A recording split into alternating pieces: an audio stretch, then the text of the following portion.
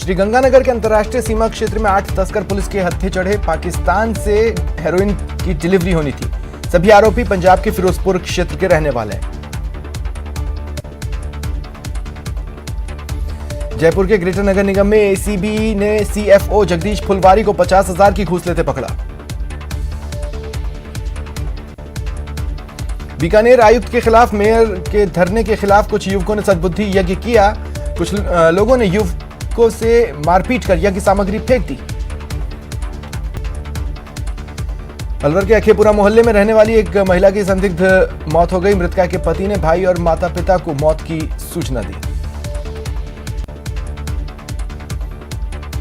महिला के परिजनों ने कहा दहेज के लिए परेशान किया गया। पोस्टमार्टम के बाद पुलिस ने एफआईआर दर्ज की। राजसमंद जिले के पसुंद में मार्बल व्यवसायी से मारपीट कर लूट की वारदात को अंजाम देने के आरोप में पुलिस ने 2 आरोपियों को गिरफ्तार किया। पूछताछ में दोनों ने वारदात कबूल की है। पुलिस ने आरोपी को गिरफ्तार कर नकदी और जेवरात बरामद किए। कोटा में पढ़ाई बंद कराने से एक नाबालिग नाराज होकर घर से निकल गई। नाबालिग पुलिस चौकी पहुंची और अपनी पीड़ा बताई, जिसके बाद पुलिस ने पूछताछ के लिए पिता को बुलाया। पुलिस ने नाबालिग को बाल कल्याण समिति के सामने पेश किया। काउंसलिंग में नाबालिग ने परिजनों के साथ जाने से इनकार कर दिया। समिति ने बालिका गृह में उसे अस्थायी आश्रय दिलाया। अजमेर के जॉन्सगंज क्षेत्र में छात्रा ने अपने कमरे में आत्महत्या कर ली। पुलिस ने शव को कब्जे में लेकर जांच शुरू की। परिवार सदमे में है, बावजूद इसके परिजनों ने मृतका की आंखें दान करने का फैसला किया। अलवर जिले के मालाखेड़ा थाना पुलिस ने खनन माफियाओं के खिलाफ सर्च अभियान चलाया। कार्रवाई कर एक ट्रैक्टर ट्रॉली जब्त की। अलवर के हिंगोटिया का बास के पास खेतों में एक युवक अचेत मिला। पुलिस ने युवक को हॉस्पिटल में भर्ती करवाया। श्रीगंगानगर में एक कलयुगी पत्नी ने अपने प्रेमी और उसके भाई की मदद से अपने ही पति को मौत के घाट उतार दिया। वारदात रूपावाली जोहड़ी की है। सुलोचना पिछले 8 साल से अपने प्रेमी के साथ लिव इन में थी। हत्या की आरोपी पत्नी अपने प्रेमी समेत फरार हो गई। कोटा में अवैध बजरी खनन और परिवहन पर बड़ी कार्रवाई कर बजरी और गिट्टी से भरे 18 ट्रक जब्त किए गए। जैसलमेर के अड़बाला में 2 बच्चों समेत एक महिला ने आत्महत्या कर ली। महिला ने घर के आंगन में बने टांके में कूदकर जान दी। भरतपुर जिले के नदबई क्षेत्र में स्थित शराब के ठेके को अज्ञात चोरों ने निशाना बनाया। गले में रखे 1,85,000 रुपए चुरा लिए और फरार हो गए। पीड़ित ने एफआईआर करवाई। पुलिस ने सीसीटीवी की सहायता से अज्ञात चोरों का सुराग लगाने की कोशिश की। बूंदी जिले के देही सामुदायिक स्वास्थ्य केंद्र से लापरवाही का मामला सामने आया। प्रसव के लिए आई एक गर्भवती महिला की डिलीवरी मेडिकल स्टाफ ने नहीं की। उसे बूंदी के मातृ एवं शिशु अस्पताल रेफर कर दिया। पीड़ित के परिजनों ने सोनोग्राफी रिपोर्ट में बच्चे की नॉर्मल डिलीवरी कराने की गुहार लगाई, लेकिन चिकित्सा कर्मियों ने नहीं सुनी और रेफर कर दिया। कोटा में विवाहिता से दुष्कर्म मामले में फरार चल रहे आरोपी को महाराष्ट्र पुलिस ने गिरफ्तार किया। श्रीगंगानगर की सूरतगढ़ की सिटी थाना पुलिस ने 2 नशा तस्करों को गिरफ्तार किया। दोनों से 20 किलो अवैध पोस्त बरामद की गई। कोटा में पुलिस कांस्टेबल पर जानलेवा हमला करने के मामले में पुलिस ने तीसरे बदमाश को भी बापरता गिरफ्तार करने में सफलता हासिल की। 2 आरोपी घाटोली के घने जंगलों से पहले ही गिरफ्तार हो चुके हैं।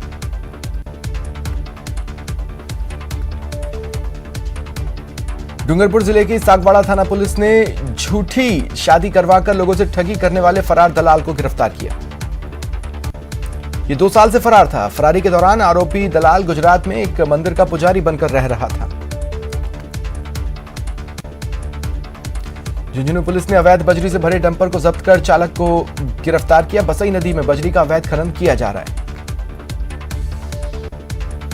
डूंगरपुर जिले में पुलिस की विशेष टीम ने क्वार्ट्ज पत्थर का अवैध खनन करते जेसीबी मशीन जब्त की। चालक भी गिरफ्तार हुआ। पुलिस ने अवैध खनन के खिलाफ विशेष अभियान चलाया हुआ है। उदयपुर के ढूढ़ी गांव में चोरों ने बीती रात 5 मकानों के ताले तोड़े। कुछ घरों से नकदी और सोने चांदी के सामान चुराकर फरार हो गए। शातिर चोरों ने आसपास के मकानों को बाहर से बंद कर दिया और चोरी की। चोरों ने अलग अलग मकानों से करीब 50,000 की नकदी और 3 लाख के गहने चुराए। डूंगरपुर जिले की आसपुर थाना पुलिस ने शराब तस्करी करते एक कार को जब्त किया। कार में अलग अलग बॉक्स बनाकर शराब की बोतलें छिपाई गई थीं। फिलहाल पुलिस जांच कर रही है। दौसा में 15 दिनों से बड़ी संख्या में चोरी की वारदातें पुलिस के लिए सिरदर्द बनी हुई थीं।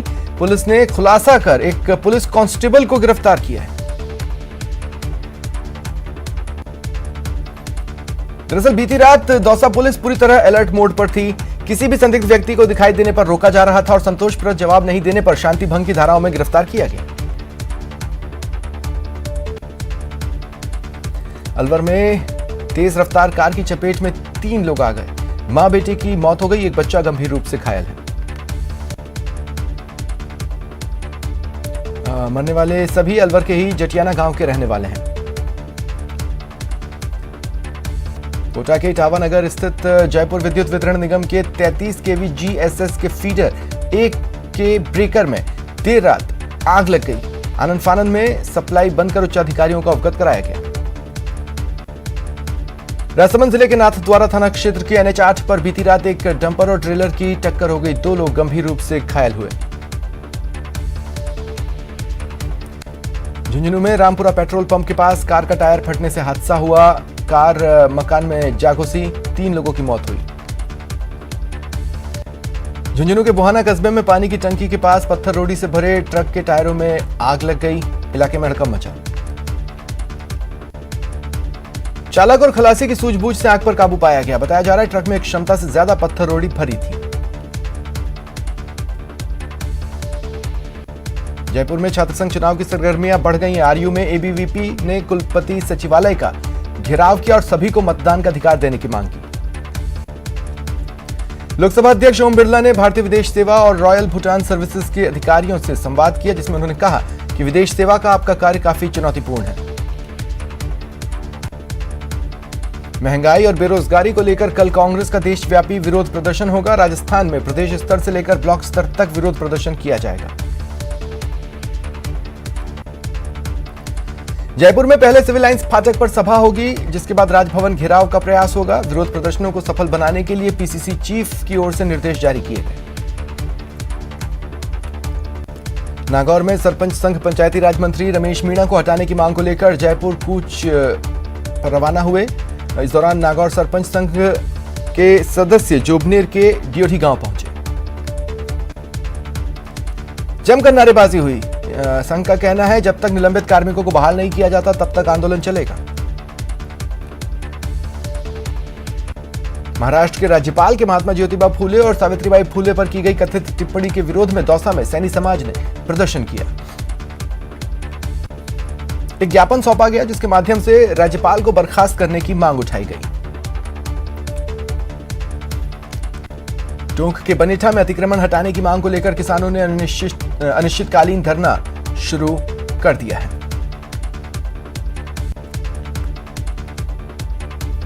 दरअसल पंचायत ने पट्टा निरस्त कर जमीन बेचने पर पाबंदी लगा दी थी, लेकिन सरपंच, ग्राम विकास अधिकारी और तहसीलदार की मिलीभगत से निर्माण कर लिया गया। निगम आयुक्त पर कार्रवाई नहीं होने से नाराज बीकानेर नगर निगम की मेयर अनिश्चितकालीन धरने पर बैठी और निगम आयुक्त पर कार्रवाई की मांग की। चित्तौड़गढ़ में कैंपस की रार सड़कों तक पहुंच रही है। जिले में सक्रिय दोनों ही प्रमुख छात्र संगठन आमने सामने होते दिख रहे हैं।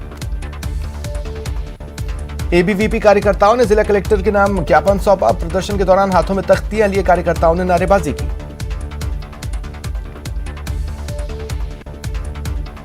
कोटा में आज करीब आधे शहर में बिजली गुल रहेगी।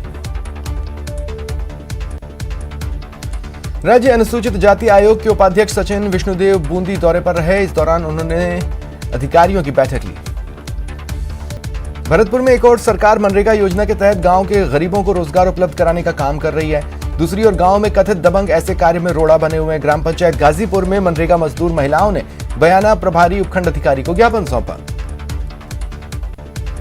इसमें सरकारी जमीन पर दबंगों की ओर से अतिक्रमण कर कब्जा कर लेने और मनरेगा महिला मजदूरों के साथ गाली गलौज कर मारपीट पर उतारू हो जाने की शिकायत की है। कोटा में कोरोना के एक्टिव केस 38 हो गए हैं। पिछले 24 घंटे में 10 मरीजों की रिपोर्ट पॉजिटिव आई। पतंजलि योग समिति की ओर से प्रतापगढ़ के योग भवन में जड़ी बूटी दिवस का आयोजन किया गया।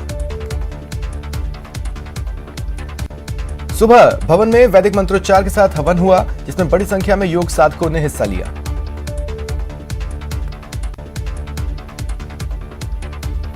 राजसमंद में भगवान परशुराम महादेव के 3 दिवसीय मेले के अंतिम दिन भजन संध्या का आयोजन हुआ। भजन संध्या में हजारों की भीड़ उमड़ी। मंदिर ट्रस्ट में सहयोग राशि देने वाले को परशुराम की छवि भेंट की गई। टोंक में डिग्गी कल्याण जी मेले का आज दूसरा दिन है। मेले की शुरुआत से ही भक्तों का पहुंचना शुरू हो गया। कल शाम के बाद डिग्गी कल्याण जी के मंदिर में लाखों की संख्या में भक्त दर्शन करने आएंगे। कोटा में महिला की मौत के बाद परिजनों ने नेत्रदान कर मानवता की मिसाल कायम की।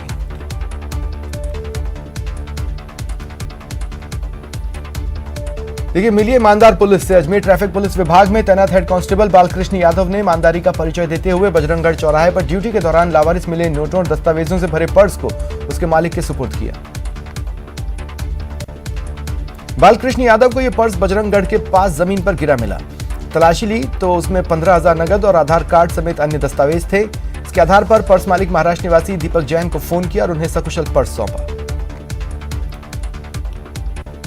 सवाई माधोपुर जिले के सलेमपुर गांव में दुर्लभ वन्य जीव पेंगोलिन मिला। वन विभाग की टीम मौके पर पहुंची और इसका रेस्क्यू कर जंगल में छोड़ा।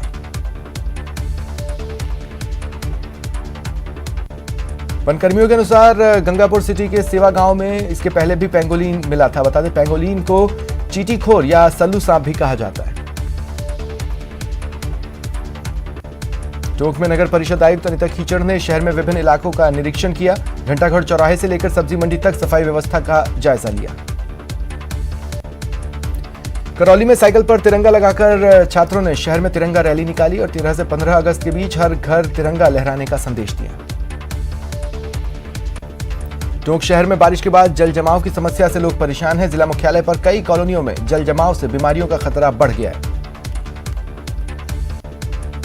जयपुर में बारिश का दौर चल रहा है। कुछ इलाकों में हल्की बारिश हो रही है और उदयपुर संभाग में अधिकांश इलाकों में बारिश के आसार हैं।